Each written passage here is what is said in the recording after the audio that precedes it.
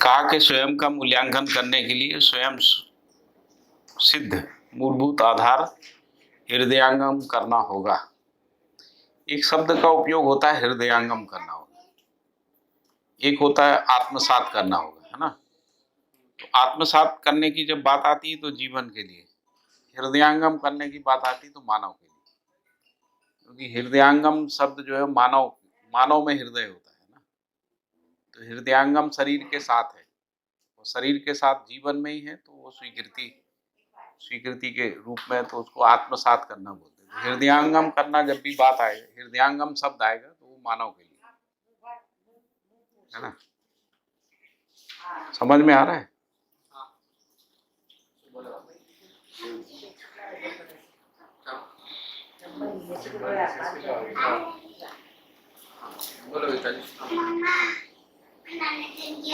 ना बोर्ड नहीं है, बोर्ड लगाना नहीं कोई।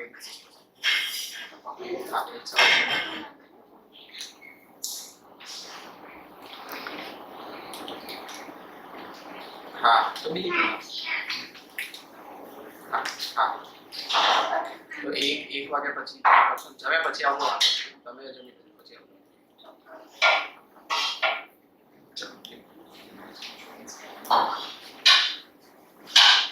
तो उनका कि उसका जो आधार है, तो भूमि एक है, राज्य अनेक है, मानव जाति एक है, कर्म अनेक है, मानव धर्म एक है, और समाधान अनेक है, और ईश्वर व्यापक है, देवता अनेक है। इस आधार पे करेंगे तो इससे क्या होगा? तो वो कह रहे हैं कि मानव मात्र को एक इकाई के रूप में जाने और उसके साथ तदनुसार निर्वाह कर सके, ऐसी क्षमता, योग्यता, पात्रता का सहज विकास होगा। मतलब इस मूल्यांकन से एक उपलब्धि ये होगी।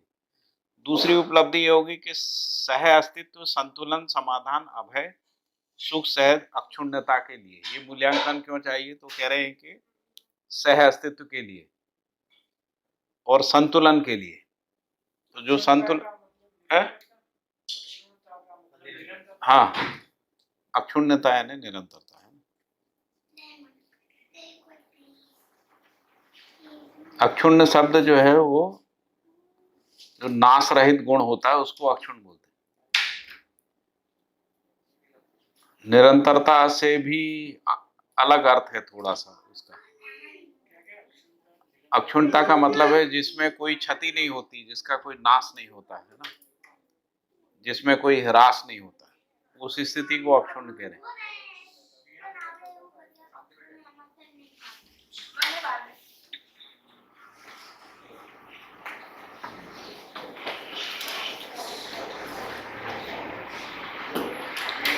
ठीक है। तो निरंतरता, जैसे क्रिया निरंतर होती है लेकिन उसमें ह्रास और विकास होता है, तो वो अक्षुण्ण नहीं है ना। अक्षुण्णता का मतलब है जिसमें ह्रास नहीं होता, नाश नहीं होता, वो अक्षुण्ण है। विकास होता है? विकास भी नहीं, अक्षुण्ण है, निरंतर है, विकास हो गया है पूरा। जैसे जब परमाणु गठन पूर्ण हो गया तब वो अक्षुण्ण हो गया, अब उसकी निरंतरता है, तो अक्षुण्णता है। उसको अमरता भी कह रहे हैं। अमरता भी एक प्रकार की अक्षुण्णता है ना। मात्रात्मक रूप से अब उसमें कुछ नहीं हो सकता। गठन का पूर्ण हो जाना मात्रात्मक रूप से पूर्ण हो गया है ना, अब वो अक्षुण्ण हो गया। वैसे ही जैसे जीव चेतना से मानव चेतना में संक्रमण हो गया, तो संक्रमण के बाद फिर हम जीव चेतना में जी ही नहीं सकते, है ना। तो उस स्थिति को कह रहे हैं कि मानवीयतापूर्ण आचरण की अक्षुण्णता आ गई, यानी जो आप निरंतरता शब्द कह रहे हैं। लेकिन उसमें निरंतरता में ह्रास हो सकता है, लेकिन अक्षुण्णता में ह्रास नहीं, ह्रास नहीं। निरंतरता में ह्रास हो सकता है। हाँ, जैसे प्रकृति में प्रकृति जो है एज अ होल निरंतर है, लेकिन हाँ। अगर एक इकाई है, जैसे अगर एक पेड़ की बात करेंगे तो उसमें विकास भी है, ह्रास भी है, तो वो रेफरेंस है ह्रास हो सकता है निरंतरता में, लेकिन अक्षुण्णता में ह्रास नहीं हो सकता। ह्रास नहीं होता। हाँ। तो वो एक ऐसी परमानेंट स्थिति होगी कि वो इकाई उस स्थिति में रहेगी। जैसे जीवन की ये संक्रमण हम लोग बोलते हैं कि मानव चेतना में उसका संक्रमण हो गया, हाँ, फिर वो निरंतर बना रहे। तो उसमें ह्रास नहीं है, उसमें नहीं, विकास होता है। विकास शब्द का मतलब, जो बाबा जी ने विकास शब्द का उपयोग किया है, वो परमाणु में विकास के रूप में किया है, प्रकृति में विकास के रूप में किया है। तो प्रकृति में विकास केवल परमाणु में ही विकास होता है, बाकी में विकास नहीं होता। अवस्था परिवर्तन विकास नहीं है, वो विकास की लाक्षणिकता है। मूल जो विकास होता है वो केवल परमाणु में होता है। क्या विकास होता है? तो अंशों की वृद्धि होती है। एक स्थिति के बाद अंश पूर्ण हो जाते हैं, जिसको गठन पूर्णता कह रहे हैं। अब उसमें ना घट सकते हैं ना बढ़ सकते हैं, वो अक्षुण्ण हो गया। वो जीवन के रूप में परमाणु की अक्षुण्णता है। अब उसमें ह्रास और विकास से मुक्त स्थिति होगी। मेरा एक प्रश्न था, जीव चेतना से आप बोलते हैं मानव चेतना में आदमी संक्रमित हो गया, फिर वो कभी क्या वापस डिग्रेड नहीं करता? नहीं, कभी नहीं। ये समझ वो खराब नहीं होती? नहीं, माइंडसेट खराब नहीं? नहीं, माइंडसेट अलग चीज है। माइंडसेट मानव चेतना में वो आ जाता है, हाँ, फिर वापस वो मानवीय करना चालू नहीं करता? नहीं, कर ही नहीं सकता। अगली यात्रा उसकी जब भी होगी तो वो मानवीयतापूर्ण आचरण। इस यात्रा में अगर एक बार हो गया तो फिर मानवीयतापूर्ण आचरण, उसकी निरंतरता बनी रही, उसकी अक्षुण्णता बनी रही। या उसका डिग्रेड हो रहा है तो इसका मतलब को पूर्ण मानवीय हुआ नहीं, संक्रमण नहीं हुआ, फुल नहीं हुआ, 100% नहीं। हाँ, 100%। जैसे परमाणु अंशों का बढ़ना घटना बना रहता है। अंशों का बढ़ना, जो भी भौतिक परमाणु जो होते हैं उनमें अंश कम भी होते हैं, ज्यादा भी होते हैं, ऐसा है। ठीक है ना? लेकिन एक बार गठन पूर्ण हो गया तो फिर वो अमर हो गया, उसमें परिणाम का अमरत्व आ गया। परिणाम परिवर्तन नहीं हो सकता, यानी मात्रात्मक रूप से ना उसमें कोई अंश जा सकता है ना उससे निकल सकता। उसी को गठन पूर्णता कह रहे हैं, उसी को संक्रमण भी कह रहे हैं। उसी प्रकार से संक्रमण 3 प्रकार का है। एक गठन पूर्णता के रूप में है, एक क्रिया पूर्णता। क्रिया पूर्णता का मतलब है जीव चेतना से मानव चेतना में आ गए, फिर वापस जीव चेतना में नहीं जा सकते, उसकी निरंतरता है। इसी प्रकार क्रिया आचरण पूर्णता है, यानी एक बार दिव्य मानव के रूप में आचरण में प्रतिष्ठित हो गए तो फिर उसके बाद नीचे नहीं आ, मानवीय चेतना में भी नहीं आ सकते। फिर वो निरंतर दिव्य चेतना के रूप में या दिव्य मानवीयता के रूप में या दिव्य चेतना के रूप में बने रहे। तो भैया जैसे जीवन का संक्रमण होना, तो वो एक अक्षुण्णता की बात हो रही है। हाँ, तो वैसे समझो कि जीव चेतना में से मानव चेतना में जाना, वो भी अक्षुण्णता है, वो भी अक्षुण्णता, मानवीयतापूर्ण आचरण की अक्षुण्णता। उसमें मानवीयतापूर्ण आचरण की अक्षुण्णता है। तो जैसे अगर उसका फिजिकल फॉर्म में अगर कंसिडर करेंगे तो जीवन एक बार बन गया तो उसमें कोई चेंज नहीं है। हाँ, विकास हो गया तो उसमें कोई चेंज नहीं है। लेकिन जब अब एक बार मानव चेतना में भी आ गए तो उसके बाद जागृति क्रम तो है, वहां पर जागृति क्रम है, हाँ, लेकिन ह्रास नहीं है वहां पर, इसलिए अक्षुण्णता है। इसीलिए अक्षुण्णता। विकास तो है, ह्रास नहीं। इसीलिए कहा कि उसमें ह्रास का गुण नहीं है, नाश का गुण नहीं है, क्षति नहीं है ना। क्षति नहीं, उसका कुछ क्षत विक्षित नहीं होता है ना, वो जैसा है वैसे ही रहता है।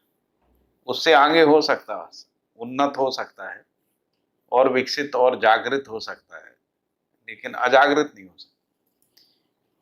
जैसे हम कोई चीज समझ गए तो वो समझ की निरंतरता बनी रहती है। अब कोई चीज समझ गए और कहें कि हम भूल गए, ऐसा नहीं होता, समझ बनी रहती। ठीक है, समझ के बाद समझ की निरंतरता रहती। अभ्यास नहीं होने से आपको थोड़े समय ऐसा लगेगा कि मैं ड्राइविंग भूल गया हूँ, लेकिन आप जैसे ही शुरू करेंगे, ड्राइविंग आती है तो आप चला लेंगे, उसका संस्कार बन जाता है निरंतरता के। ये मैंने अभ्यास का उदाहरण दिया है ना, लेकिन जिसको अपन समझ कह रहे हैं वो अभ्यास से आगे की चीज। ऐसा भूल गए मतलब समझे नहीं, अभ्यास छूट गया है, बस समझ तो गए, व्यवहार में नहीं आता तो इसको समझे नहीं आप बराबर।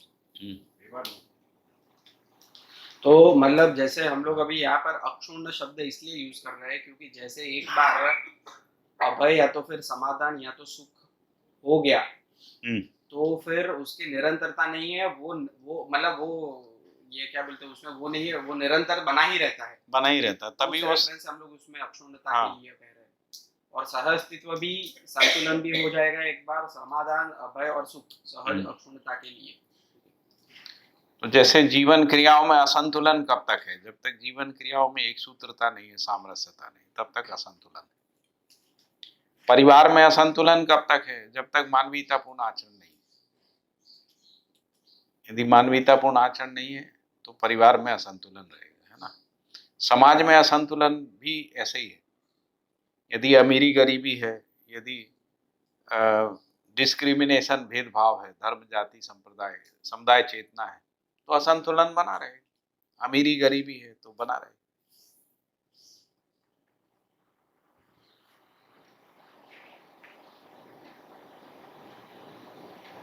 सारी असमानताएं जो हैं, यदि वो बनी हुई है तो असंतुलन बना रहे। स्त्री पुरुष के रूप में यदि असमानता है तो भी असंतुलन बना रहे। ठीक है। अभी पूरी मानव जाति में स्त्रियों को नेष्ट मानते, पुरुषों को श्रेष्ठ मानते हैं ना, तो असंतुलन बना हुआ है। असंतुलन बना है तो विरोध बना हुआ है। विरोध बना है तो स्त्रियां अपनी श्रेष्ठता को साबित करना चाहती हैं, उसके लिए संघर्ष करती हैं, तो विरोध बना है, संघर्ष है, पीड़ा भी है। संघर्ष ही इसलिए है क्योंकि पीड़ा है। ये स्वीकार ही नहीं होता हम कम है ना। तो समानता यदि आ गई है तो हम मुक्त हो गए, तभी वो कहेंगे कि संतुलन आ गया, नहीं तो संतुलन नहीं। तो स्त्री पुरुष समानता ही मानव संतुलन है। अमीरी गरीबी समानता ही मानव संतुलन। समुदाय चेतना से मुक्त होकर मानव चेतना में आना ही मानव परंपरा में संतुलन है। यदि समुदाय चेतना में है तो असंतुलन है, क्योंकि हर समुदाय अपने को दूसरे समुदाय से श्रेष्ठ माने रहता है। तो श्रेष्ठ माने रहेगा, एक हीन माने रहेगा, या दोनों श्रेष्ठ माने रहेंगे, दोनों में कॉन्फ्लिक्ट होगा, है ना। मान लो एक समुदाय हिंदू समुदाय, एक मुसलमान समुदाय, मुसलमान मानते हैं हम हिंदुओं से श्रेष्ठ हैं, तभी तो दूसरा समुदाय है हिंदू मानते हैं हम मुसलमानों से श्रेष्ठ हैं, तो असंतुलन बना रहेगा मानव जाति। तो संतुलन बनाने के लिए समुदाय चेतना से मुक्त है, यानी मानव को मानव के रूप में, जो पहला बिंदु था अपना, मानव को मानव के रूप, प्रत्येक मानव मात्र को एक इकाई के रूप में उनके साथ तदानुसार निर्वाह करने, यानी पूरी मानव जाति एक है। अनेकता का जो है, तो बाबा ने मानव समानता के कुछ बिंदु बोले। मानव लक्ष्य एक है, मानव जाति एक है, मानव धर्म एक है, मानवाकांक्षा एक है, मानव भाषा एक है, मानव में सभ्यता संस्कृति विधि व्यवस्था एक है।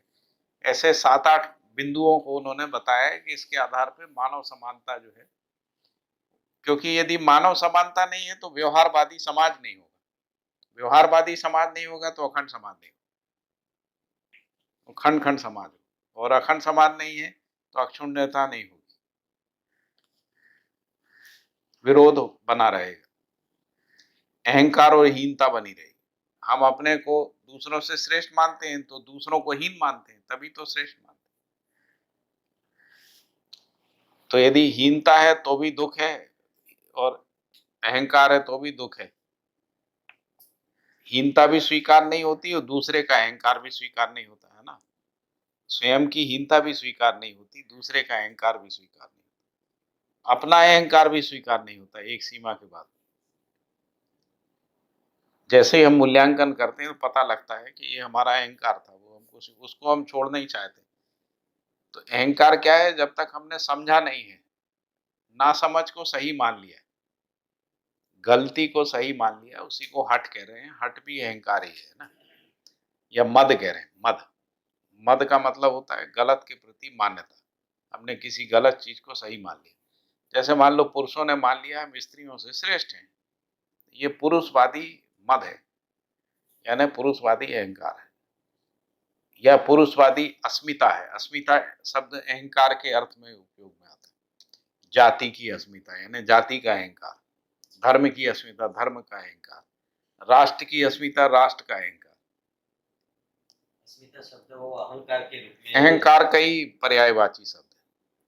अस्मिता को तो हम काफी पॉजिटिवली ले रहे हैं। हाँ?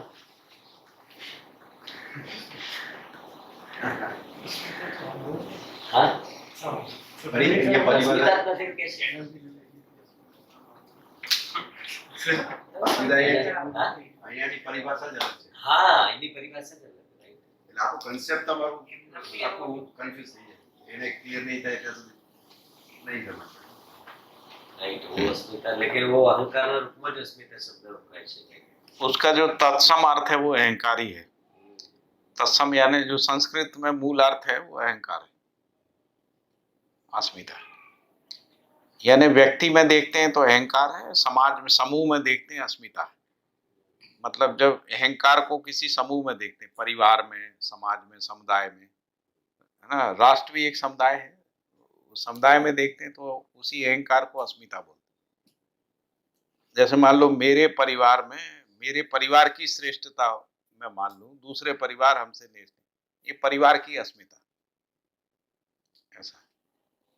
तो यदि परिवार में किसी व्यक्ति में है तो वो अहंकार है, वो अस्मिता नहीं। जैसे ही समूह में आया तो वो अस्मिता है, ऐसे अर्थ को निश्चित किया है। अहम अहम व्यक्ति में ही होगा ना, अहम। तो जब समूह में अहम होगा तो वो अस्मिता है, राष्ट्रीय अस्मिता है ऐसा। अंतर्राष्ट्रीयता में फिर अस्मिता नहीं होती। जैसे अखंड समाज, वो अस्मिता नहीं है, वो सारी अहंकार से मुक्त स्थिति है ऐसा। ठीक है। फिर कह रहे हैं स्वधन स्वनारी स्वपुरुष दयापूर्ण कार्य व्यवहार संपन्न जीवन दृढ़ता पूर्वक जीने में सामर्थ्य होने के लिए, ये मूल्यांकन इसलिए। चौथा कह रहे हैं अमानवीयता से मानवीयता, मानवीयता से अति मानवीयता की ओर गति के लिए सुगम मार्ग पाने के लिए। और पांचवा अखंड समाज सार्वभौम व्यवस्था में दायित्वों का सहजता पूर्वक निर्वाह करने के लिए, है ना। और छठवां कह रहे हैं आश्रित यानी मानवीयतापूर्ण आचरण के आश्रित मानवीय संस्कृति मानवीय सभ्यता के ज्ञान सहित प्रमाणित होने के लिए। और सातवां कह रहे हैं कि राष्ट्र में मानवीयतापूर्ण संस्कृति एवं सभ्यता सहित विकास के लिए। अब जब राष्ट्र की बात कर रहे हैं तो पूरी मानव जाति की बात कर रहे हैं, है ना, क्योंकि राष्ट्र शब्द का उपयोग बाबा जी ने पूरी पृथ्वी के अर्थ में लिया है ना। अखंड पृथ्वी अखंड के रूप में राष्ट्र बोला है ना। आशित मानवीय संस्कृति, आशित यानी जो सभ्यता संस्कृति है वो मानवीयतापूर्ण आचरण के आश्रित है। ये जो अखंड समाज सार्वभौम व्यवस्था में दायित्व का सहजता पूर्वक निर्वाह करने के लिए और इसी के आश्रित मानवीय संस्कृति सभ्यता के ज्ञान सहित प्रमाणित होने के लिए। और मैंने कहा कि राष्ट्र में जब राष्ट्र की बात हो रही है तो हमने ऊपर देखा था कि भूमि एक के रूप में अखंड राष्ट्र है। अखंड राष्ट्र को लिखा है भूमि एक है, यानी पृथ्वी पूरी एक राष्ट्र है ऐसा। तो राष्ट्रीयता क्या होगी, तो जिसको सार्वभौम आचरण कहते हैं वो राष्ट्रीयता है, नेशनलिटी जिसको अपन कह रहे हैं। लेकिन जो नेशनल शब्द है वो स्टेट नेशन के अर्थ में डिफाइन है। अभी जो राष्ट्र हम लोग कहते हैं, जैसे भारत एक राष्ट्र ऐसा बोलते हैं और भारत एक देश, दो चीजें हो गई, है ना। तो जब किसी देश में सार्वभौमिक आचरण है उसको राष्ट्र कहते हैं, उसको राष्ट्रीयता कहते हैं। राष्ट्रीयता किसी मतलब सीमा में डिफाइन नहीं होती, यूनिवर्सलिटी में है राष्ट्रीयता डिफाइन। तो जैसे भारत एक देश है, देश पॉलिटिकल बाउंड्री है, और जब राष्ट्रीयता कहते हैं तो उसमें जो यूनिवर्सलिटी है, सार्वभौमिकता है। तो मध्य दर्शन कह रहा है कि जो अखंड राष्ट्र है वो भूमि एक के रूप में है। बाकी जो अलग अलग देश हैं उनमें राष्ट्रीयता अंतर्निहित है, लेकिन वो अखंड नहीं ऐसा। इसीलिए कहा कि राज्य अनेक। तो फिर जो सातवां बिंदु है वो ये कह रहा है कि राष्ट्र में यानी पूरी पृथ्वी में मानवीयतापूर्ण संस्कृति सभ्यता सहज विकास के लिए आवश्यक विधि, व्यवस्था एवं नीति पक्ष में पारंगत होने के लिए। अभी जो विधि है वो दंड विधि है, अभी जो व्यवस्था है वो शक्ति केंद्रित व्यवस्था है, और अभी जो नीति है वो भय प्रलोभन की नीति है। अभी जो मानव जाति जिससे चल रही है वो भय प्रलोभन आस्था, ये 3 नीतियों से चल रहा है ना। और विधि भी यही है, दंड विधि।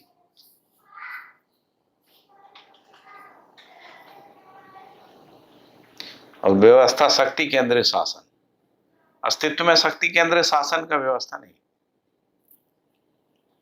अस्तित्व में व्यवस्था सह अस्तित्व, सह अस्तित्व में हर इकाई एक दूसरे के साथ व्यवस्था में भागीदारी के अर्थ में। जैसे कहें कि जीव जानवर पेड़ों के ऊपर शासन करते हैं, ऐसा नहीं है। मानव जीव जानवर और पेड़ों पर शासन करता है, ऐसा नहीं। पेड़ पौधे जीव जानवरों के लिए पूरक हैं, जीव जानवर पेड़ों के लिए पूरक हैं। मानव इनसे पूरक है, मानव इनके लिए पूरक होना चाहिए। तो वहां पे शासन नहीं है, पूरकता, उपयोगिता पूरकता के अर्थ में व्यवस्था है। अस्तित्व में जो व्यवस्था है वो पूरकता उपयोगिता के अर्थ में, शासन नहीं है। शासन का मतलब है कि हम बलपूर्वक, दबावपूर्वक, दंडपूर्वक, है ना, हम दूसरे को नियंत्रित करते, चिल्ला के, चीख के, मार के, पीट के, गाली बक के, दंड दे के, है ना, उस विधि से हम लोग नियंत्रण करें, उसी को शासन करें। तो अभी शक्ति केंद्रित शासन है। तो समाज क्या करता है, किसी व्यक्ति में वो शक्ति को आरोपित करता है ना, पद के रूप में, फिर वो शक्ति का नियोजन करता है ना, विधि व्यवस्था के रूप में, जुडिशरी के रूप में नियोजन करता है। फिर वो जो निर्णय होता है उसका इम्प्लीमेंटेशन करता है दंड के रूप में, है ना, जिस रूप अभी जो वर्तमान में जो है, इसलिए उसको शक्ति केंद्रित शासन बोलते। उसकी जगह सह अस्तित्ववादी व्यवस्था, व्यवस्था में स्वयं स्फूर्त नियंत्रण होता है, क्योंकि अस्तित्व में सभी इकाइयां स्वयं स्फूर्त नियंत्रण। जैसे पृथ्वी कोई सूर्य से नियंत्रित है ऐसा नहीं, मतलब पृथ्वी को सूर्य नियंत्रित करता है ऐसा नहीं, पृथ्वी अपने में नियंत्रित है, सूर्य अपने में नियंत्रित है। दोनों एक दूसरे के परस्पर पूरक हैं। पृथ्वी सहित जितने भी ग्रह गोल नक्षत्र हैं, ये पृथ्वी सहित जितने भी ग्रह हैं और उपग्रह हैं, ये सूर्य की ऊष्मा को पचाने का काम करते हैं। सूर्य का जो ताप है उसको सामान्य बनाने के काम में लगे, है ना। और सूर्य की ऊष्मा इन सभी ग्रहों में विकास में सहायक है। जैसे वनस्पति संसार के लिए सूर्य की आवश्यकता है, जीव संसार के लिए, मानव के लिए, है ना, सूर्य की ऊष्मा और सूर्य के प्रकाश दोनों की आवश्यकता। तो इस अर्थ में परस्पर पूरकता देखने को मिलती है। तो अस्तित्व में जो व्यवस्था है वो सह अस्तित्व पूर्वक है। तो इसमें नियंत्रण की प्रवृत्ति नहीं है कि हम एक दूसरे को नियंत्रित करते हैं। वो नियंत्रण मतलब शासन, शासन रूपी जो नियंत्रण है वैसा अस्तित्व में नहीं है। अस्तित्व में नियंत्रण स्वयं नियंत्रण है। इसलिए शून्याकर्षण में सभी इकाइयां स्वयं स्फूर्त विधि से नियंत्रित हैं। व्यापक शून्य में सभी इकाइयां, अभी जैसे हम किसी को पृथ्वी के वातावरण से निकाल के स्पेस में छोड़ देते हैं, है ना, तो वो स्पेस में नियंत्रित रहती है। ऐसा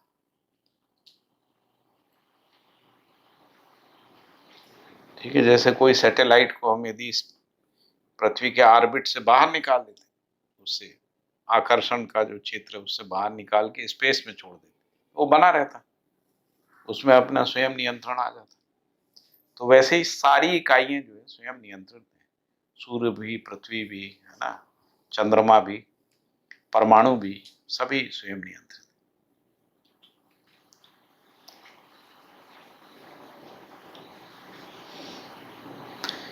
स्वयं नियंत्रण का प्रमाण क्या है? तो सभी का आचरण निश्चित है। परमाणु का आचरण निश्चित है, अणु का निश्चित है, रस रसायनों का आचरण निश्चित है। आचरण निश्चित है मतलब उनकी एक्टिविटीज निश्चित है। फिजिकल प्रॉपर्टीज, केमिकल प्रॉपर्टीज, उसमें विकास का प्रवृत्ति निश्चित है, वो वैसे ही होगा। अब भैया आपने जो बताया ना कि अभी दंड नीति है और शक्ति केंद्रित व्यवस्था है, और नीति कैसी है अभी एग्जिस्टिंग में, कैसे भय प्रलोभन की। भय प्रलोभन आस्था बस नीति है, तो उसको हम लोग किसमें मतलब अगर संक्रमित होगा हाँ तो व्यवस्था सहअस्तित्ववादी व्यवस्था होगी। नीति जो है विधि, न्याय विधि, धर्म विधि, सत्य विधि होगी, और नीति जो है सदुपयोगता सुरक्षात्मक नीति होगी। अर्थ नीति, धर्म नीति, राज्य नीति। और फिर इसमें ये लिखा है कि पक्ष में पारंगत होने के लिए इनके आधारभूत तथ्यों का अध्ययन आवश्यक है। हाँ, तो अब मतलब जैसे भूत नीति तथ्यों है। का आवश्यक है, मतलब जैसे कि अभी हम लोग जिस तरह जी रहे हैं उसका अध्ययन करना होगा। एग्जिस्टिंग में जो जी रहे हैं, हाँ। ये दंड नीति है या सर ये दंड नीति है, नहीं, शक्ति केंद्रित यहाँ ये नहीं कह रहे, यहाँ ये कह रहे हैं नीति पक्ष में पारंगत होने के लिए नीति के आधारभूत तथ्यों का, नीति के आधारभूत, व्यवस्था के आधारभूत, विधि के आधारभूत तथ्यों का अध्ययन करना। आधारभूत तथ्यों मतलब फंडामेंटल्स, उसके न्याय के फंडामेंटल। जैसे न्याय क्या है, तो न्याय कह रहे हैं कि न्याय जो है मूल्य, मूल्यांकन, उभय तृप्ति, 3 कंपोनेंट हो गए। मूल्य, मूल्यांकन, उभय तृप्ति, ये 3 चीजें। फिर मूल्य के कंपोनेंट क्या है, तो कहा कि 30 प्रकार के मूल्य है ना। 9 स्थापित मूल्य, 9 शिष्ट मूल्य, 4 मानव मूल्य, 4 जीवन मूल्य, 6 मानव मूल्य, 2 वस्तु मूल्य, 30 मूल्य। तो 30 मूल्यों को समझना हो, वो फंडामेंटल्स हुए। फिर मूल्य के साथ चरित्र है, चरित्र के साथ नैतिकता है। उसको ऐसे देख सकते हैं कि भाई राष्ट्र में मानवीयता, पूर्ण संस्कृति एवं सभ्यता, सहज विकास, अभी ये करना है। हाँ, ये करना है तो ये करना है, इसलिए हमें कुछ विधि करना पड़ेगा, कुछ व्यवस्था और नीतियां हमें डिफाइन करनी पड़ेगी। उसका जो उसके आधार पे हमारी जो अल्टीमेटली हमें मानवीयतापूर्ण संस्कृति और सभ्यता प्रस्थापित करनी है, तो उसके लिए जो भी आधारभूत तथ्य है उसको हमें अध्ययन करना पड़ेगा। अध्ययन करना पड़ेगा, हमें करना पड़ेगा नहीं, हमको विधि बनाना नहीं, विधि का अध्ययन करना। अस्तित्व में विधि है, व्यवस्था अस्तित्व में है, हमको उसको अध्ययन करना है और फिर वैसा जीने का अभ्यास करना। मतलब जैसे विधि, व्यवस्था, नीति भी हम लोग जब कह रहे हैं तो जो एग्जिस्टेंस में सहअस्तित्ववादी विधि, व्यवस्था और नीति जो है उसका अध्ययन करना है, उसका अध्ययन करना है, उसका आचरण करना है, वो बनाना नहीं, बनाना कुछ भी नहीं।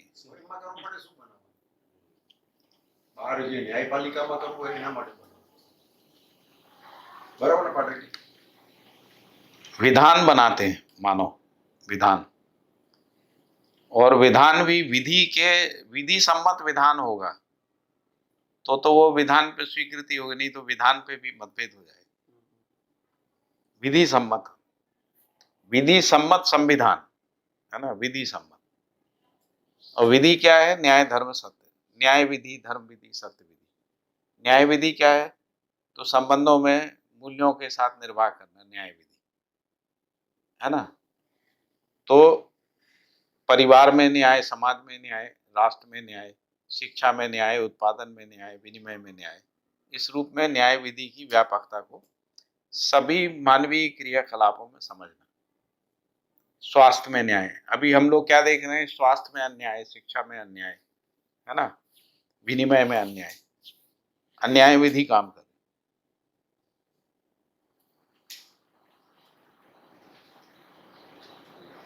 ठीक है। और फिर भैया जो 6 पॉइंट है, फिर धर्म विधि, फिर सत्य विधि है ना, 3 विधियों की बात है। जब इसको न्याय को सभी आयामों में देखते हैं, 5 आयाम में और 5 स्थिति में, तो वो धर्म हो जाता। तो न्याय ही धर्म। जब न्याय की व्यापकता में न्याय को देखते हैं, वो धर्म है। जैसे परिवार में न्याय, लेकिन जब समाज में न्याय को देखते हैं तो वो धर्म, उसी को सर्वतोमुखी समाधान। समाज यानी अखंड समाज, अखंड समाज में न्याय को देखते हैं तो वो सर्वतोमुखी समाधान, वो धर्म। और जब उसको पूरे अस्तित्व में देखते हैं तो वो सत्य, यानी न्याय को यदि हम पूरे अस्तित्व में देखते हैं तो मानव का प्रकृति के साथ न्याय वो सत्य है, उसी को सार्वभौम व्यवस्था कहते हैं। मानव तक अखंड समाज, फैला भी धर्म है, धर्म का फैलाव ही सत्य है, ऐसा कैसे? तो फैलने वाली चीज नहीं है, इसलिए फैलाव शब्द उपयोग नहीं करते। ये फैलना नहीं, पहचानना, जीना होता है। ये तो ऑलरेडी है ही। हाँ, इसीलिए भाषा में बहुत काम करना पड़ता है, नहीं तो आप कहेंगे कहीं अर्थ चला जाएगा। जैसे उन्होंने कहा बनाना है, तो बनाना पड़ेगा नहीं, वो तो है, उसको पहचानना, जीना। पहचानना ही अध्ययन है, अध्ययन का प्रयोजन पहचानना है। पहचानने के लिए अध्ययन, जीने के लिए अभ्यास, है ना? अभी समझ में क्या है कि पहचानना वो अभ्यास है, वो पहचान समझ ऐसी है। हाँ, अध्ययन अध्ययन अभ्यास है। अध्ययन कर लिया उसको बाद लेके आया हाँ। व्यवहार में वो या जानने के लिए अध्ययन, जानने के लिए अध्ययन।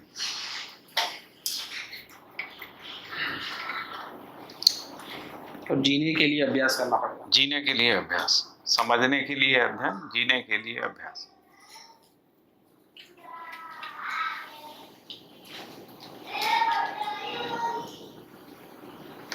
और अध्ययन भी सहस्तित्व में ही होता है। जैसे एक व्यक्ति का अध्ययन, एक व्यक्ति का अध्ययन अखंड समाज में ही होगा, एक व्यक्ति का अध्ययन सार्वभौम व्यवस्था में ही होगा, नहीं तो अध्ययन ही नहीं पूरा होगा। क्योंकि परिवार के बिना व्यक्ति का अध्ययन क्या होगा, समाज के बिना व्यक्ति का अध्ययन क्या होगा, राष्ट्र के बिना व्यक्ति का अध्ययन क्या होगा, है ना? प्रकृति के बिना व्यक्ति का अध्ययन क्या होगा? तो व्यक्ति परिवार के साथ अखंडता में है, क्योंकि प्रकृति नहीं हो और व्यक्ति हो, ऐसा हो नहीं सकता। आपकी पानी की, आहार की, हवा की सभी आवश्यकता मानव की यानी व्यक्ति के रूप में प्रकृति पूरी कर रही है। इसका मतलब प्रकृति की अविभाज्यता में आप हैं, प्रकृति के साथ अखंडता में आप हैं। तो इसलिए व्यक्ति का होना अपने आप में कोई अर्थ ही नहीं रखता। यदि प्रकृति हवा नहीं है, पानी नहीं है, आहार नहीं है, तो आदमी कैसे है ना? इसका मतलब आपका होना हवा, पानी और आहार पे मानव के रूप, शरीर के रूप में, जब मानव शरीर में है, इसके साथ ही, इसलिए अखंडता में ही आदमी का अध्ययन हो सकता है, यानी सह अस्तित्व में अध्ययन होता है, व्यक्ति के रूप में अध्ययन नहीं होता। और हम लोग व्यक्ति के रूप में अध्ययन कर रहे हैं अभी जो वर्तमान शिक्षा है,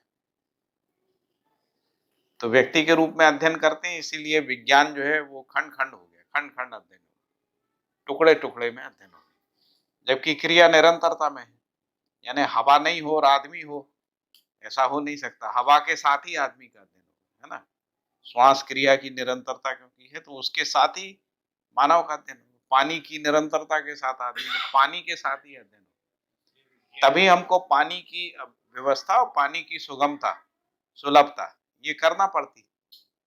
हम हर घर में, हर कमरे में पानी हो, नहाने के लिए, पीने के लिए, किचन में साफ करने के लिए पानी हो, तो ये सुलभ सुगम हो, उस अर्थ में हम लोग क्रिया को समझेंगे, क्योंकि वो दोनों निरंतरता के अर्थ में, वहीं से कार्यक्रम निकलेगा जिसको अपन कहते हैं। यदि व्यक्ति के अर्थ में है तो भैया तालाब में पानी नहाओ अपने वहीं पियो, वहीं रहो, ऐसा है। फिर वो सामाजिकता को जब नहीं देगा, है ना?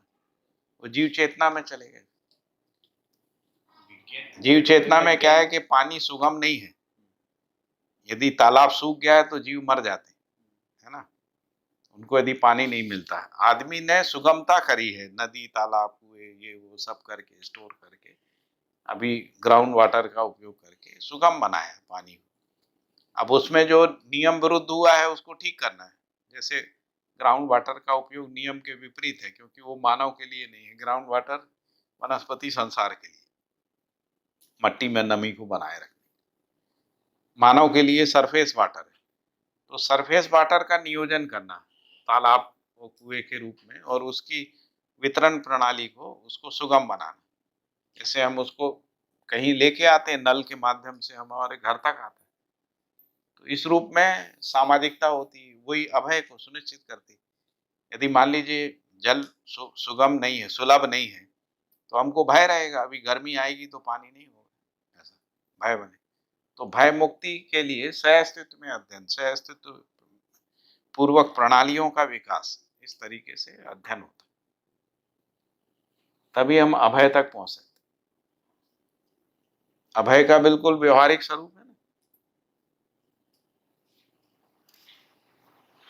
यही विज्ञान ने टुकड़े टुकड़े में जो अध्ययन किया है वही निष्कर्ष दिए है, तो वो अभी आज की तारीख में जितना भी वो है वो टुकड़े टुकड़े वाला ही है। टुकड़े टुकड़े वाला है। अब जैसे एयर कंडीशन उनने बना दिया, टुकड़े में है, आपके एक कमरे में, एक कार में, है ना, वातावरण के साथ नहीं है, ऐसा है। वैसे भी ईवी इलेक्ट्रॉनिक व्हीकल का भी इलेक्ट्रिक सब कुछ, सारा पूरा लाइफ स्टाइल उससे वैसे ही निकला, टुकड़े टुकड़े में हो गया। अब टुकड़े टुकड़े में क्या है कि जो साधन विहीन और साधन संपन्न, ये दो प्रकार के लोग हो गए, है ना। तो जो साधन विहीन है उनमें विरोध बना ही रहेगा, तृष्णा भी बनी रहेगी, दोनों चीजें। यदि उनको उपलब्ध नहीं होता तो विरोध, और उनमें उपलब्धता की आकांक्षा बनी हुई है, तृष्णा, हमको मिल जाए, हमारे पास भी कार हो जाए, ऐसा अपेक्षा तो बनी ही गई। तो साधन विहीन साधन संपन्न, उसमें भय बना ही रहेगा, विरोध बना रहेगा, झगड़े बने रहेंगे। तो यदि मानवीयतापूर्ण आचरण में जीना है तो इससे मुक्त होना पड़ेगा। तो इसलिए मानवीय व्यवहार को समझना पड़ेगा। मानवीय व्यवहार क्या है?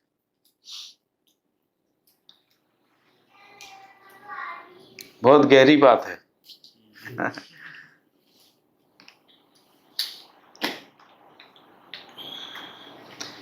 तो फिर कह रहे हैं कि उपरोक्त अध्ययन को सुलभ करने हेतु यह ग्रंथ, यानी ये जो मानव व्यवहार दर्शन का जो ग्रंथ है, मध्यस्थ दर्शन से अस्तित्ववाद का प्रथम भाग मानव व्यवहार दर्शन के नाम से संपूर्ण मानव समाज को अर्पित करते हुए मैं प्रसन्नता का अनुभव कर रहा हूं, ऐसा श्रद्धेय नागराज जी लिख रहे हैं, संदेश दे रहे हैं मानव।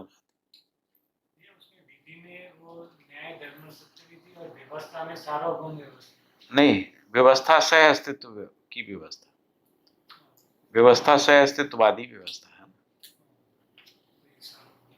और नीति जो है अर्थनीति, धर्म नीति, राजनीति।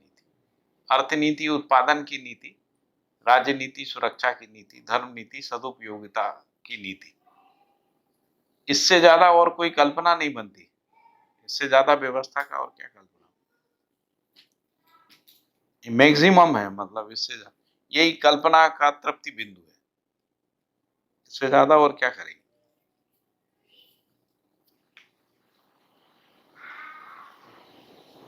ठीक है,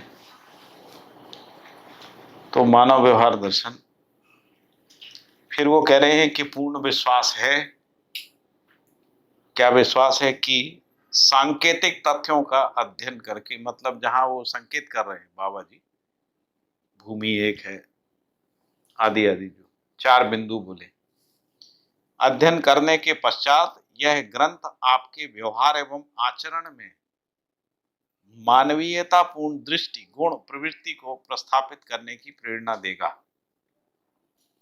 मानवीयतापूर्ण दृष्टि यानी न्याय दृष्टि, धर्म दृष्टि, सत्य दृष्टि, है ना। मानवीयतापूर्ण गुण और मानवीयतापूर्ण प्रवृत्ति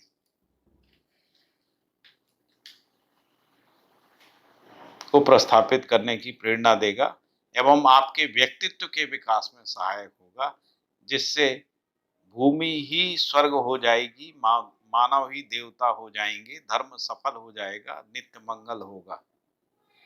ऐसा ही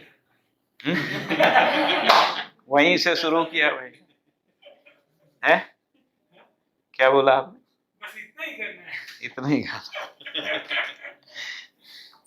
ज्यादा कुछ नहीं। अच्छा, दृष्टि भाई भैया आपने ये बताया कि मानवीय पूर्ण एवं आचरण में मानवीयतापूर्ण दृष्टि, गुण व प्रवृत्ति को प्रस्थापित करने की प्रेरणा। तो जब दृष्टि की बात कर रहे हैं तो न्याय धर्म सत्य दृष्टि हो गई, तो गुण व प्रवृत्ति कैसे? उपयोगिता और ये उपयोगिता सुरक्षा ये गुण है, उपयोगिता सुरक्षा और ये सब गुण है, ये गुण है। प्रवृत्ति जो है वो असंग्रह आदि जो है वो प्रवृत्ति है। मानवीय प्रवृत्ति जो है असंग्रह, स्नेह, विद्या, सरलता और अभय, इस रूप में प्रवृत्ति है मानवीय प्रवृत्ति। जो संग्रह है, संग्रह लोभ से युक्त होता है ना, लोभ होगा तभी संग्रह होगा, और यदि संग्रह होगा तो विरोध होगा, शोषण होगा, शोषण होगा तो विरोध होगा, विरोध होगा तो हिंसा होगी, हिंसा होगी तो प्रवृत्ति युद्ध कौन होगा। सी बताई भैया आपने? प्रवृत्ति असंग्रह, स्नेह, विद्या, सरलता और अभय, ये मानवीय प्रवृत्ति। इनको मानवीय प्रवृत्ति क्यों कह रहे हैं, तो उसका मूल कारण है कि असंग्रह के विपरीत संग्रह है। संग्रह लोभ बस संग्रह होता है, संग्रह होगा तो शोषण होगा, शोषण होगा तो अपराध होगा, अपराध के बिना, शोषण है तो अपराध है ही, अपराध होगा तो अपराध का विरोध होगा, है ना, अपराध का विरोध होगा तो हिंसा होगी, हिंसा होगी तो युद्ध होगा, युद्ध होगा तो मानवीयता होगी। जैसे मान लीजिए कि कोई देश है जो संग्रहवादी प्रवृत्ति, अमेरिका जैसे मान लीजिए संग्रहवादी देश है, कैपिटलिस्टिक इकोनॉमी है ना संग्रह की, तो इसलिए वो क्या करेगा, शोषण करेगा। किसका शोषण करेगा, अफ्रीका का करेगा, विकासशील देशों का करेगा, है ना, किसी के पेट्रोलियम रिजर्व, किसी के नेचुरल रिसोर्सेज, उसका शोषण करेगा, शोषण करेगा तो विरोध होगा, अमेरिका का विरोध होता है इन सब जगह पे, विरोध होगा तो हिंसा होगी क्योंकि लोग बदला लेंगे, है ना, तो अमेरिकन लोग जो हैं बिना सुरक्षा के रह नहीं सकते, उनको मार डालेंगे लोग, हिंसा, और फिर युद्ध होगा, हर जगह अमेरिका को युद्ध करना पड़ा। अभी अफगानिस्तान में कितना युद्ध किया, कितने ट्रिलियन डॉलर जो है अफगानिस्तान में, इराक में खर्चा किया, क्योंकि युद्ध में ही बने रहते, युद्ध के बिना अमेरिका का अस्तित्व नहीं, अमेरिका यदि युद्ध छोड़ दे तो लोग अमेरिका को लूट लेंगे, तो इसलिए उसको लड़ते ही रहना पड़ता है, और लड़ के ये साबित कर है, उसको नाम ही दिया गया कि अमेरिका $2 ट्रिलियन हुआ। हाँ, क्या क्या बोला आपने, अच्छा, अफगानिस्तान में जो उसका वॉर हुआ 20 साल चला, तो अमेरिका $2 ट्रिलियन वॉर। हाँ, टू ट्रिलियन, बिलियन नहीं, ट्रिलियन डॉलर वो तो है, they made the money। नहीं, Actually उन्होंने वो जो उन्हीं का शोषण हुआ। किया, शोषण शोषण के तो कारण पूरा हुआ। हिंसा हुई है ना, विरोध हुआ, युद्ध हुआ, तो आप सोचो कि आप शोषण करो और आपको कुछ नहीं नुकसान हो, ऐसा नहीं हो, आपने शोषण किया, आपको $2 ट्रिलियन जो है लगाना पड़ा, फिर आपके लोग भी मरे, आपके लोग भी, ऐसा तो नहीं अमेरिकन कोई मरा ही नहीं, न्याय तो नहीं है, मतलब न्याय तो बिल्कुल ही इसीलिए नहीं जो है। संग्रह है वो अमानवीयता को जन्म देता है, ये एक उदाहरण है। इसी तरीके से विद्या है, अविद्या जो है, अविद्या होगी तो आपसे कोई भी काम सही नहीं होगा, यदि अस्तित्व ज्ञान, जीवन ज्ञान, मानवीयतापूर्ण आचरण ज्ञान का समझ नहीं है ना, अविद्या है, तो आप अस्तित्व के साथ जैसा भी जिएंगे, जैसे अभी हम लोग जो एग्जिस्टेंशियल लॉ है उसको तोड़ के चीजों को विकसित कर रहे हैं, जैसे जेनेटिकली मॉडिफिकेशन कर रहे हैं, जेनेटिकली टर्मिनेशन कर रहे हैं, है ना, तो ये दोनों अस्तित्वीय एग्जिस्टेंशियल जो रियलिटी है उसको डैमेज कर रहे हैं,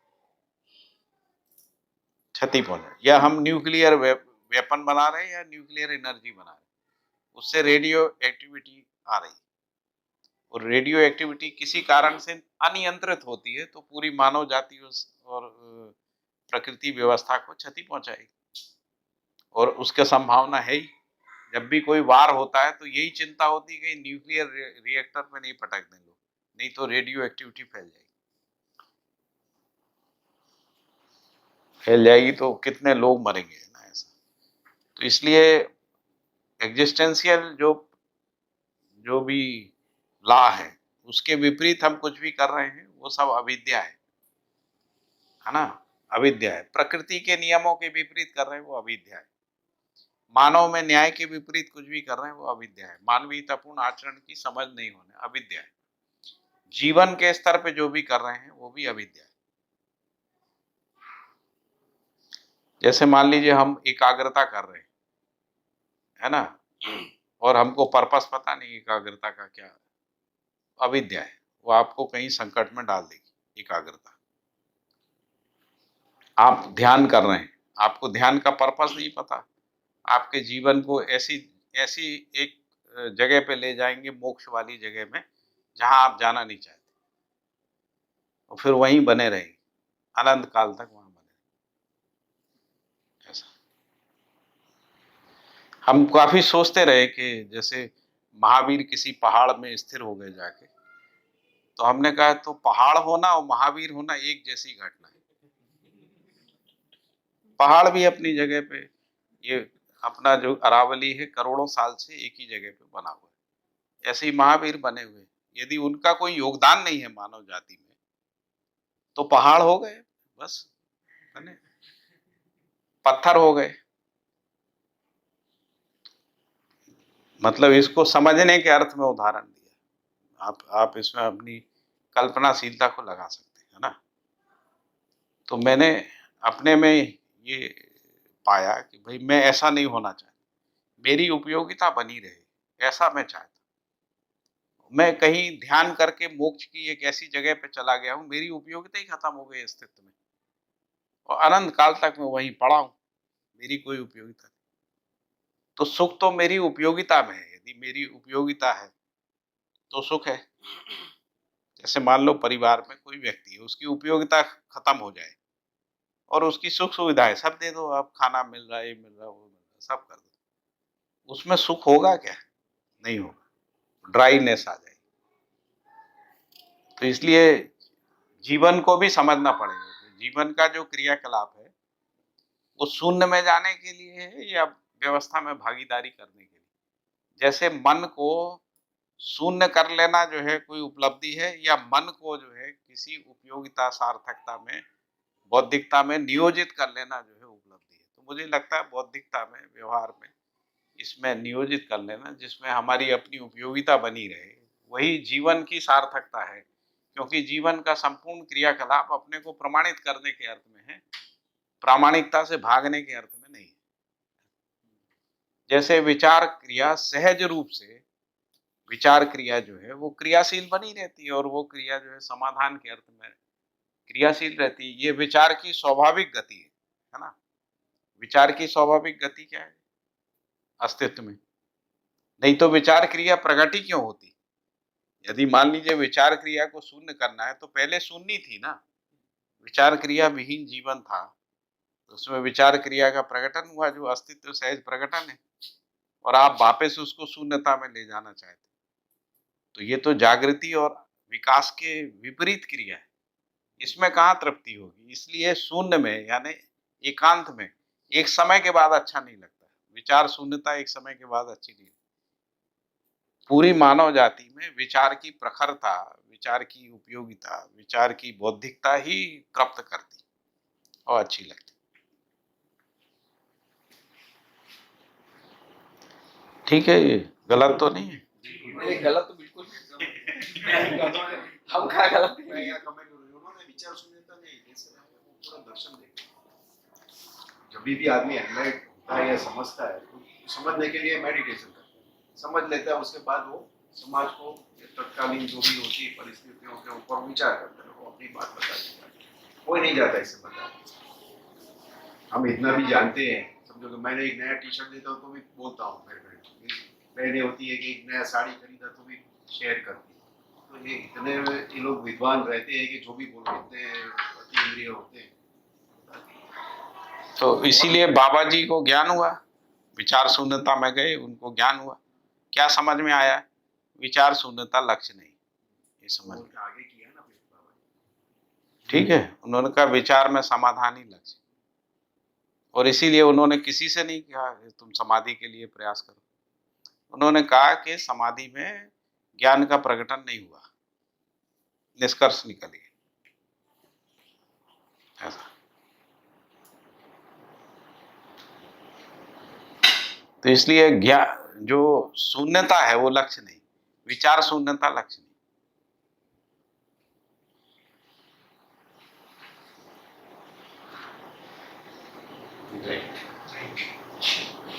वो लक्ष्य आप विचार शून्य होके देखिए, विचार शून्य होने में काफी मेहनत तो है, लेकिन उसको उपलब्धि नहीं मान रहे हम लोग, ऐसा बात है।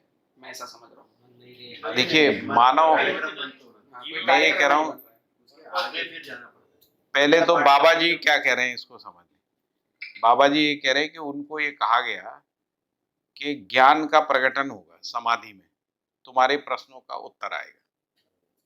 हमने उसमें शंका नहीं किया और साधना करी। साधना करके हम समाधि में पहुंच गए। समाधि में क्या हुआ? आशा विचार इच्छा चुप हो गए, शांत हो गए, लेकिन ज्ञान का प्रकटन नहीं हुआ, इसलिए प्रश्न बने रहे। जो प्रश्न थे जब समाधि से वापस आए तो प्रश्न जो कि तो बने रहे, तो समस्या का समाधान नहीं हुआ। ऐसा है, समाधान में सुख है, ज्ञान में सुख है ना। ज्ञान ना हो, प्रश्न ना हो, जिसको मूढ़ आदमी कहते हैं। मूढ़ आदमी क्या होता है? उसके अंदर प्रश्न नहीं रहते ज्यादा। मूढ़ कौन सा आदमी, आदमी? मूढ़, मूर्ख, मूर्ख आदमी, मूढ़ता बोलते हैं ना, मूढ़ता, मूर्खता भी कहते हैं। मूर्खता, मूढ़ता थोड़ा सा अंतर है। मूर्खता अभिव्यक्ति में है, मूढ़ता स्थिति में है। जब स्वयं में है तो मूढ़ता है, वो जब आचरण में आती तो मूर्खता है।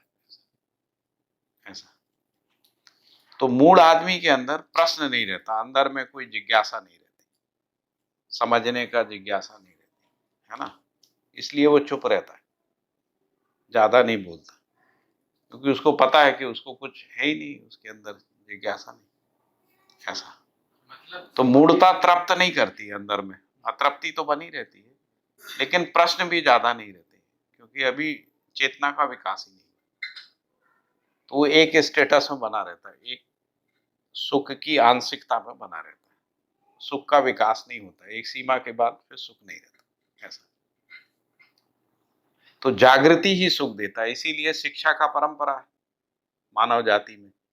मूर्ता में आदमी रुका नहीं, उसने प्रकृति के चारों ओर समझने का प्रयास क्यों किया? जिज्ञासा प्रवृत्ति है, ज्ञान में सुख होता है, समझने का सुख होता है। इसलिए मानव जाति उस तरफ दौड़ रही अनंत काल से, जब से भी मानव इस धरती पे है, क्योंकि समझ के ही सुख मिलता है ना।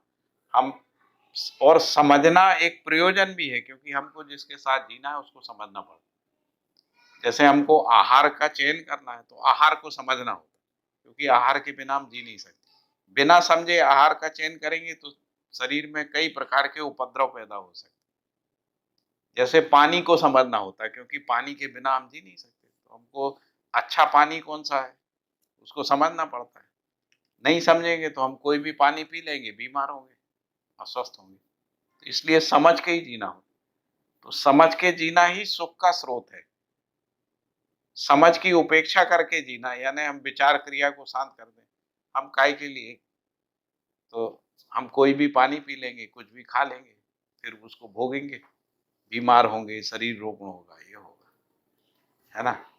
आदि आदि जो एक भौतिक उदाहरण दिया, वैसे ही संबंध वाला उदाहरण। एक है संबंध को समझ के संबंध में जीना, एक बिना समझे संबंध में जीना। बिना समझे जिएंगे तो उसमें मनमानी होगी, गलती होगी, उसमें कोई एक निश्चित आचरण नहीं होगा, अनिश्चित आचरण। बिना समझे जिएंगे तो अनिश्चित आचरण होगा ना, कि निश्चित होगा? अनिश्चित हो। इसलिए समझ के जीना ही सुख का स्रोत है। तो विचार शून्यता कोई लक्ष्य नहीं। अस्तित्व की जो क्रिया है वो निरंतरता के अर्थ में है। सभी निरंतर क्रियाएं किसी प्रयोजन के अर्थ में है। जैसे मानव में विचार का क्रिया समस्या के समाधान के लिए है, अस्तित्व को समझने के लिए, प्रकृति को समझने के लिए, मानवीयतापूर्ण आचरण को समझने के लिए, जीवन को समझने के लिए विचार क्रिया नित्य प्रभावशील बनी रहती। विचार शून्य कोई मानव नहीं होता। विचार शून्य कोई मानव हो सकता है? मूढ़ आदमी के अंदर भी थोड़ा ना थोड़ा विचार चलता ही। ऐसा नहीं होता कि वो मूढ़ता में रुक जाए। अवसर नहीं होता है, कई बार कोई उसको जागृति की ओर ले जाने वाला नहीं होता है, इसलिए वो मूढ़ बना रहता है। जैसे ही अवसर मिलता है वो होता ही है। जैसे अभी हम लोग देखते हैं ना कि जिनको हम मानते हैं कि ये लोग कम शिक्षित लोग हैं, उनको थोड़ा सा अवसर दो तो वो निकल जाते हैं, वो भी आईटी प्रोफेशनल हो जाते हैं, वो भी बड़ी इंडस्ट्री चलाने लगते, शासन चलाने लगते हैं ना। तो इसका मतलब है कि मूर्ता में रुकता नहीं आदमी, है ना। शिक्षा परंपरा, अनुसंधान परंपरा भी इस बात को साबित करती है कि विचार अपने को समाधानित करने के लिए क्रियाशील रहता है। विचार तब तक तृप्त नहीं होता है जब तक हम जो सच्चाइयां हैं उनकी सार्वभौमिकता को नहीं पहचान लेते, यूनिवर्सलिटी को पहचाने। सारे रिसर्च जो है यूनिवर्सलिटी को पहचानने के लिए। हम जब रिसर्च का कोई कंक्लूजन निकालते हैं, जैसे पीएचडी थीसिस करते हैं, उसका एक कंक्लूजन निकालते हैं, उसमें ये कहते हैं कि इससे ये सिद्ध होता है कि ये यूनिवर्सल है, सार्वभौमिक है। सार्वभौमिकता को ही हम थ्योरी कहते हैं। थ्योरी का मतलब है कि हमने किसी एक टाइम और स्केल में, है ना, एक सीमा में हमने यूनिवर्सलिटी को पहचाना, उसी को थ्योरी कहते हैं। यदि वो कंडीशनल है तो कुछ कंडीशन है, इस टाइम में ये ऐसे ही बिहेवियर करेगा। जैसे मान लीजिए पानी को 100 डिग्री में टेम्परेचर में हम रखते हैं, तो हम कहेंगे 100 डिग्री टेम्परेचर में पानी ऐसा बिहेव करेगा, तो वो थ्योरी हो गई, है ना, एक कंडीशन वो एक थ्योरी। तो इस तरीके से हम लोग थ्योरी, तो इसका मतलब है विचार क्रिया यूनिवर्सलिटी को पहचाने बिना तृप्त नहीं होती। तो अल्टीमेटली सार्वभौमिकता ही समाधान है, जिसको अपन प्रश्नों का उत्तर कहते हैं, वो यूनिवर्सलिटी को, सार्वभौमिकता को पहचान नहीं है, इसके लिए विचार है। अब यदि हम ध्यान करके विचार क्रिया को क्षीण करते हैं, कमजोर करते हैं, शून्य करते हैं, तो हम समाधान तक कभी जा ही नहीं पाएंगे। तो जब भी किसी ज्ञानी आदमी या विचारशील आदमी के समक्ष हम पहुंचेंगे तो हमको लगेगा कि हमारे अंदर विचार शक्ति कमजोर है। मैं तो ऐसे ही पाता हूँ। मैं बहुत सारे जो ध्यान करने वाली परंपराओं के साधुओं से बात करता हूँ, तो उनमें विचार ही नहीं है, और जब हम विचार उनके सामने रखते हैं तो हतप्रत हो जाते हैं। वो कहते हैं हमने ऐसा सोचा ही नहीं। तो या तो फिर वो पलायन करते हैं, नहीं हमको अपने आगम से ज्यादा जाना नहीं, क्योंकि आगम से जाएंगे तो हम तो पागल हो जाएंगे, संसार तो कितने सारे विचार हैं। तो अपने को वो एक सीमा में बांध लेते हैं, उससे बाहर निकलना नहीं चाहते। हाँ, उससे बाहर नहीं जाते, इसीलिए क्लोज हो जाते हैं। अपन उनको कह रहे हैं क्लोज ट्रेडिशंस, ओपननेस नहीं है, क्लोज ट्रेडिशंस, है ना। मध्य दर्शन कह रहा है सबको जांच लो, सबको देख लो, सबको जांच लो, जिसको जांचना है, जिसको मूल्यांकन करना आ जाओ, है ना, सबके लिए ओपन है। क्योंकि हम लोग किसी कंडीशन में बात नहीं कर रहे, यूनिवर्सलिटी में बात, कंडीशनिंग नहीं है। कंडीशन इस टाइम में, इस फ्रेम में, इस स्थिति में ऐसा नहीं, ऐसी बात नहीं कर रहे। हर समय में, हर स्थिति में ऐसा ही है, इस तरीके। इसलिए ओपननेस और विचार इसी में तृप्त होता है, इसीलिए यहाँ पर तृप्ति मिलती है, वैचारिक तृप्ति मिलती है, बौद्धिकता की तृप्ति मिलती है, और कल्पना का तृप्ति बिंदु भी मिलता है। क्योंकि मैंने कहा ना कि इससे ज्यादा और क्या है, ये कल्पना का तृप्ति बिंदु है ना। जितनी भी मानव जाति में कल्पनाएं हुई हैं, चाहे वो धर्म परंपरा में हो, आध्यात्म परंपरा में हो, या शिक्षा परंपरा में, या अनुसंधान परंपरा में हो, इससे ज्यादा कल्पना नहीं है, इससे ज्यादा कल्पना बनती है। इसलिए कल्पना का तृप्ति बिंदु। तो जीवन क्रियाएं जो है वो कल्पना का तृप्ति बिंदु चाहती है, विचार का तृप्ति बिंदु चाहती है ना, आशा का तृप्ति बिंदु चाहती है। आशा विचार इच्छा को शांत कर लेना आशा विचार इच्छा का तृप्ति बिंदु नहीं है। क्योंकि जो लोग भी समाधि में गए हैं, समाधि के आने के बाद उन्होंने आश्रम बनाए, प्रवचन किए, इसका मतलब वो जो जहां शून्यता थी वो तृप्ति नहीं थी। यदि तृप्ति होती तो वहीं ठहर जाती। और इसीलिए मैंने ये कहा कि यदि कोई बुद्धत्व को प्राप्त करके किसी पहाड़ पे बैठा हुआ है अनंत काल से, तो वो तो पहाड़ हो गया, पत्थर हो गया, जड़ हो गया। यदि उसकी चेतना का प्रवाह हो ही नहीं रहा मानव जाति में, उसकी कोई उपयोगिता नहीं है, तो जड़ है। ऐसा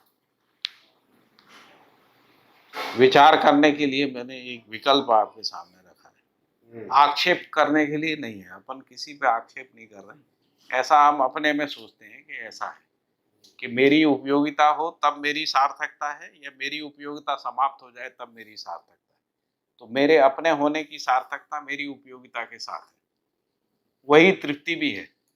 मेरी उपयोगिता समाप्त हो जाए तो उस जगह पे मुझ में तृप्ति नहीं होती, अतृप्ति आ जाती है। ऐसा ठीक है, अभी इस मुद्दे को यहीं पर रोकते हैं। अभी क्या करना है, आगे बढ़ना।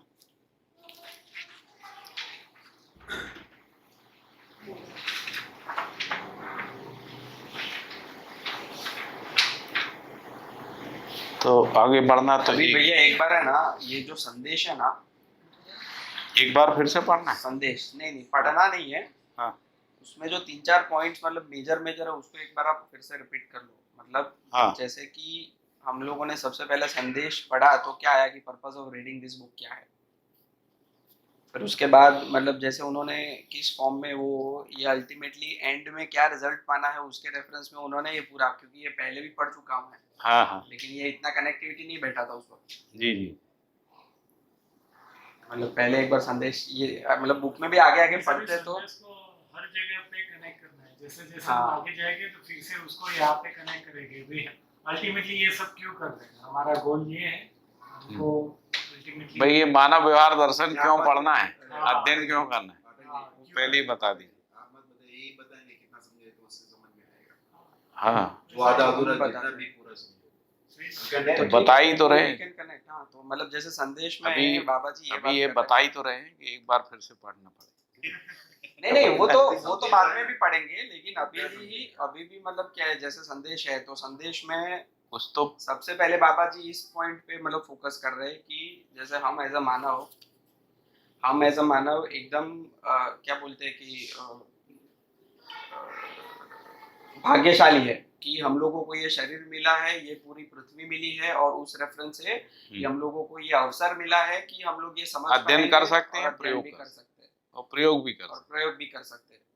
फिर उसके बाद वो बता रहे हैं कि अभी मूल्यांकन खुद का मूल्यांकन करना है कि इसमें से दुख में से बाहर निकलने के लिए, या तो फिर जो भी अगर वो नहीं करेंगे तो आप उसी में रहेंगे, ये बात कर रहे हैं। हाँ फिर मूल्यांकन की उन्होंने 2 अलग अलग बातें की। सबसे पहले थी कि मूल्यांकन के आधार क्या है, तो 4 आधार तो 4 बता। आधार उन्होंने बताया कि भूमि एक, फिर राज्य अनेक, मानव जाति एक, कर्म अनेक, मानव धर्म एक, समाधान अनेक, और ईश्वर व्यापक है और देवता अनेक है। और फिर वो मूल्यांकन जो है वो क्यों करना है, हाँ वो 5 तो उसके सात बिंदु बताए। बिंदु अलग अलग बताए। फिर उन्होंने बस एंड में ये बता दिया कि ये करने के लिए उपरोक्त अध्ययन को सुलभ हेतु ही मैंने ये ग्रंथ लिखा हुआ है और वो मैं प्रसन्नता पूर्वक लिख रहा हूँ। फिर आगे आता है कि ये अगर पूरा अध्ययन आप करेंगे तो उससे होगा क्या, तो भूमि ही स्वर्ग हो जाएगी, मानव ही देवता हो जाएगा, धर्म सफल हो जाएगा, नित्य मंगल हो जाएगा। हाँ ये कनेक्टिविटी खुद पढ़ने से नहीं बैठती। हाँ हाँ बढ़िया हो गया। इसीलिए पढ़ाने वाले एक व्यक्ति की जरूरत होती है। इसीलिए गुरु शिष्य संबंध जो है ना वो परंपरा में बाबा जी ने उसको जागृत मानव परंपरा में भी रखा, गुरु शिष्य संबंध, है ना। तो जैसे एक जागृत व्यक्ति जैसे बाबा जी गुरु की स्थिति में है ना, हम लोग शिष्य की स्थिति में है ना, तो गुरु शिष्य संबंध की अनिवार्यता भी इससे सिद्ध होती है कि अपने से नहीं होता है, कोई गुरु की आवश्यकता होती परंपरा बनाने के। अपने में अनुसंधान हो सकता है, अनुसंधान का लोक व्यापीकरण गुरु शिष्य परंपरा का विस्तार ही शिक्षा व्यवस्था है। शिक्षा व्यवस्था गुरु शिष्य परंपरा का विस्तार है। भैया इसमें अमानवीयता से मानवीयता और मानवीयता से अति मानवीयता का मतलब दिव्य मानव और देव मानव। देव मानव और दिव्य मानव। अति मानवीयता के क्रम में पहले देव मानव फिर दिव्य मानव।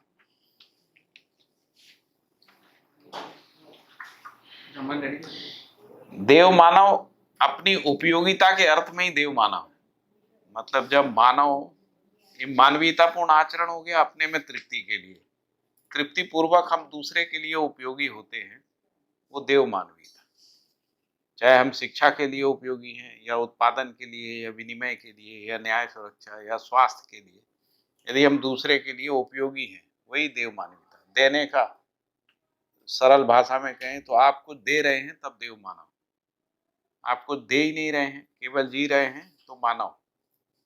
आप जी रहे हैं अपने में तृप्त, आपका परिवार जी रहा है, अपने में तृप्त है, कोई परेशानी नहीं, अभी किसी को दे नहीं रहा है ना, तो वो देव मानव प्रमाणित नहीं होगा।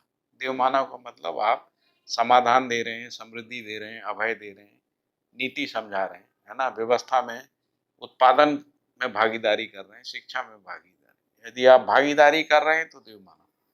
तो परिवार तक मानवीयता है, परिवार समूह और ग्राम समूह, इस तरीके से जो गति, वो देव मानवीयता की। जब हम 10 परिवार मिलके 10 परिवार आपस में व्यवस्था में भागीदारी करने लगे तो देव मानवीयता में निष्ठा बन गई, है ना। यदि इसको गांव तक ले गए तो निष्ठा पूर्वक जीने के रूप में देव मानवीयता का प्रमाण आने लगा। पहले निष्ठा होती है व्यवस्था में, निष्ठा के बाद उसका प्रमाण आता है, क्योंकि फिर भागीदारी के रूप में एफर्ट होता है, फिर सफलता होती है, ऐसा दिव्य मानव में कैसा होगा? है। वो देव मानव में जो बताया कि जो भी रहा है संपूर्ण वो सब, और दिव्य मानव में कैसा आसान रहता है? दिव्य मानव का जो संपूर्ण क्रियाकलाप चिंतन जो होता है वो सर्व के अर्थ में ही होता है। जैसे बाबा जी का जो संपूर्ण अभिव्यक्ति है वो अखंड समाज सार्वभौम व्यवस्था के अर्थ में, समुदाय के अर्थ में नहीं है, परिवार के अर्थ में नहीं है ना, समाज के अर्थ में नहीं है, किसी एक देश के लिए नहीं है। जैसे आरएसएस का संपूर्ण क्रियाकलाप एक देश के लिए, एक समुदाय के लिए, है ना, ये पूरे मानव जाति, ये पूरे मानव जाति के, इसलिए ऐसा। तो बाबा की कोई भी अभिव्यक्ति जो है ना वो सर्व से कम के लिए है ही नहीं। यदि वो परिवार को भी देख रहे हैं तो अखंड समाज के अर्थ में देख रहे हैं, परिवार को, व्यक्ति को भी देख रहे हैं तो अखंड समाज में अंगभूत होने के अर्थ में व्यक्ति को देख रहे हैं। तो एक एक वांग्मय, एक एक शब्द, एक एक अवधारणा जो है अखंड समाज सार्वभौम व्यवस्था के अर्थ में, ultimately it takes you there. हाँ।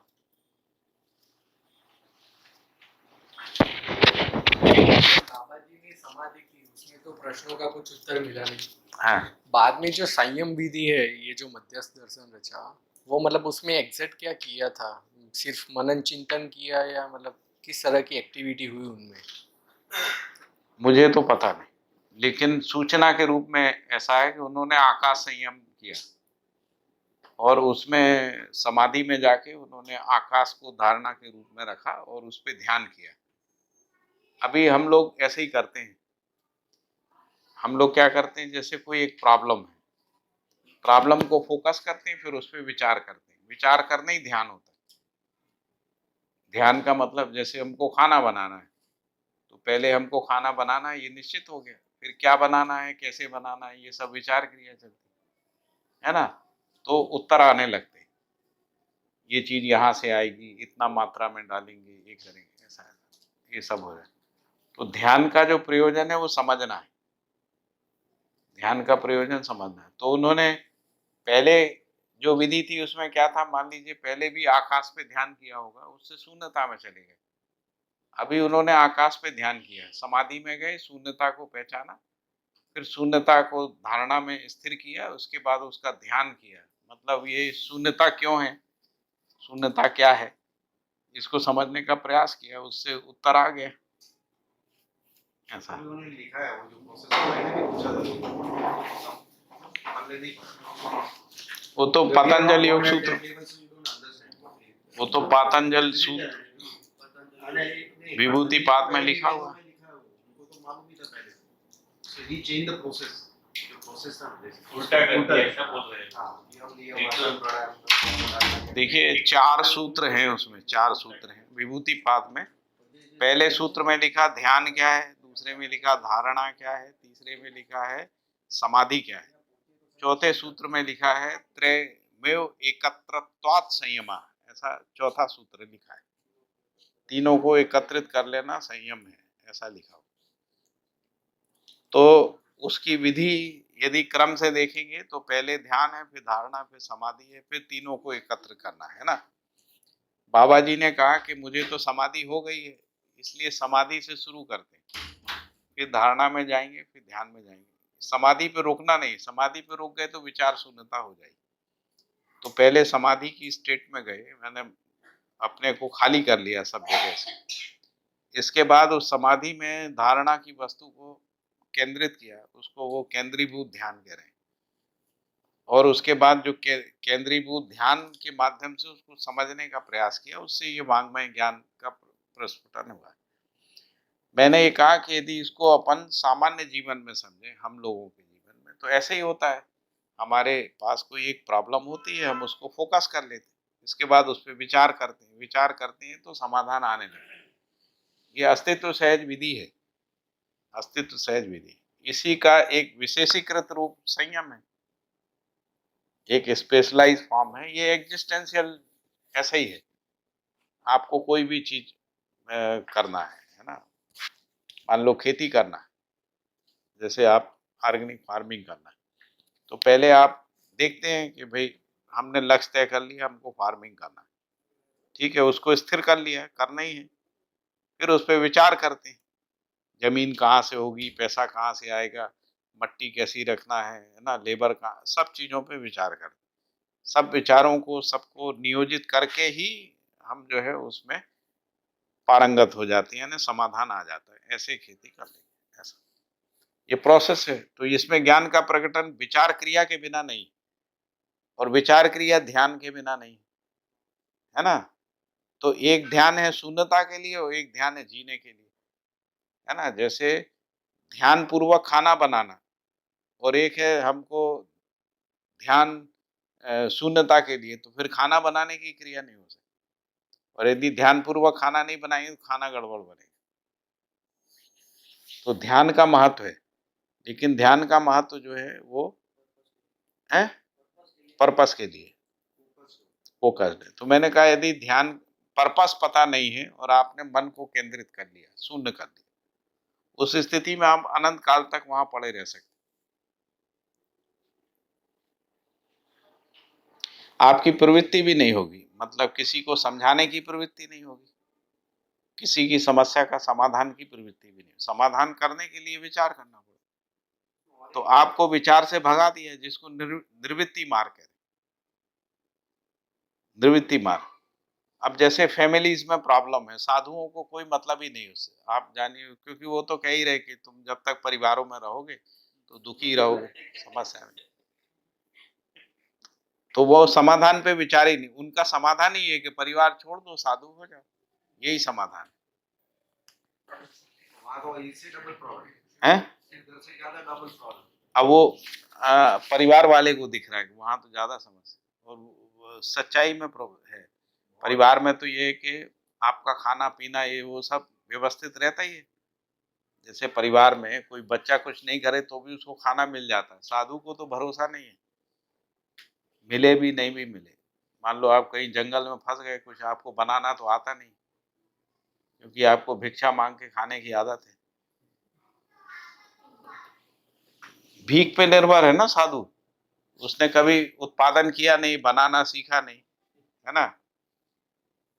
अच्छा, जो परिवार हैं वो आहार का उनको पहचान भी है, तो आप जंगल में कुछ भी खा लोगे बीमार हो जाओगे, नहीं आता खाना।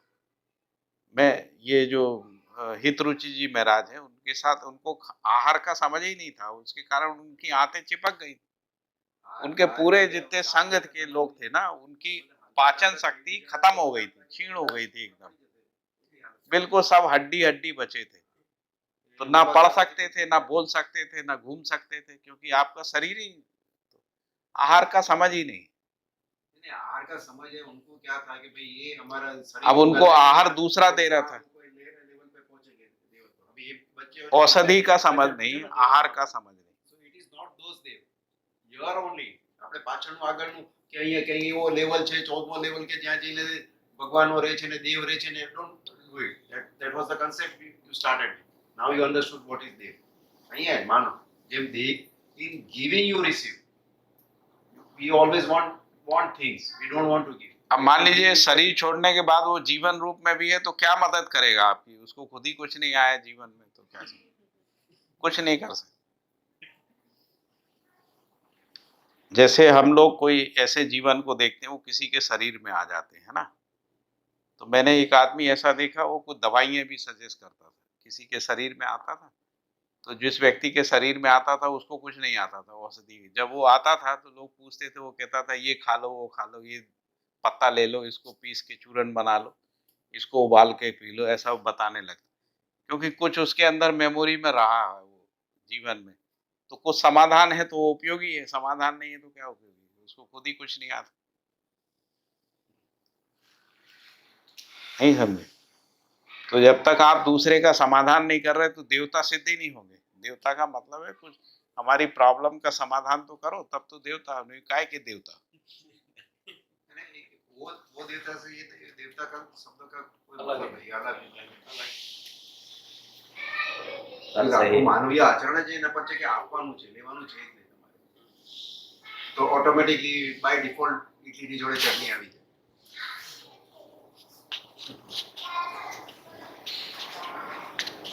કારણ કે લેવાની વાત હોય ને એમાં શોષણ આવે છે. લેવાની વાતમાં શોષણ જ નથી. So the whole conflictless society will go without, exploitation. આપણે જ્યારે આપવું હોય તો ચાहे આપણે કોઈ भी प्रेम આપે. देखिए, उपयोगिता का समाप्त हो जाना जड़त्व से भी खराब है। जड़त्व जो होता है, जड़त्व, उपयोगिता का समाप्त। जैसे मान लीजिए पानी है, पानी जड़ वस्तु है, लेकिन पानी की उपयोगिता है, मट्टी में जाके मट्टी में नमी कर देता है ना, वातावरण में जाके वातावरण को संतुलित कर देता है, गर्मी को शांत कर देता है ना, और आदमी पीता तो प्यास बुझ जाती है, उसकी उपयोगिता बनी हुई है। तो जड़ पदार्थ की भी उपयोगिता बनी हुई है। पानी की उपयोगिता अनंत उपयोगिताएं हैं, यदि आप पानी की भूमिका को देखें तो ऐसा भी नहीं कि जड़ पदार्थ जो है वो उपयोगी नहीं है। उनकी उपयोगिता के आधार पर ही उनका पहचान, पानी का पहचान पानी की उपयोगिता ही है। यदि पानी की उपयोगिता आपको पता नहीं तो पानी को आपने समझा ही नहीं।